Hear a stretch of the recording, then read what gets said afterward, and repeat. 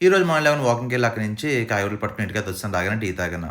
Breakfast మాత్రం ఒక date bread తినేసాను. దాని తర్వాత మమ్మీ జ్యూస్ చేశారు. క్యారెట్, దోసకాయ, ఉసిరికాయ, దాంతో పాటు తేనె, సబ్జా.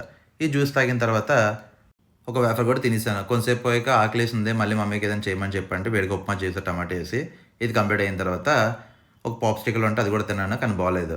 కొంతసేపు పోయాక మళ్ళీని స్వీట్ పొటాటో దాంతో పాటు ఒక బ్రెజిల్ నట్. అయితే మధ్యాహ్నం మూవీకెళ్దాం అని చెప్పి టికెట్ అయితే బుక్ చేశాను. లంచ్‌కొచ్చేసరికి పాలకూర ఇంకా రాజమాతో చేసిన రైస్ ఇది. పలావ్‌లాగా ఉంది. చాలా బావుంది. రైతేసుకొని తిన్నాను. అదిరిపోయింది టేస్ట్ అయితే. మూవీకైతే ఎళ్ళాను. మూవీ అయితే యావరేజే ఇది. బిలో యావరేజ్ అనుకోవచ్చు ఇంకా చెప్పాలంటే.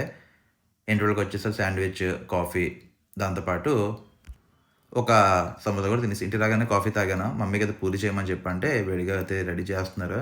ఇదొచ్చేసి కూర అయితే రెడీ అయిపోయింది. దాని తర్వాత వేడి వేడిగా పూరి అయితే ఇచ్చారు. ఇంకా ఉల్లిపాయలు బాగా ఎక్కువ ఉన్నాయి కదా! సో, కర్రీ కూడా చాలా అదిరిపోయింది. ఉల్లిపాయ ఎక్కువ వేసుకుంటే కర్రీ బావుంటది. అలా కరిగిపోతుంది నోట్లో పూరి అయితే.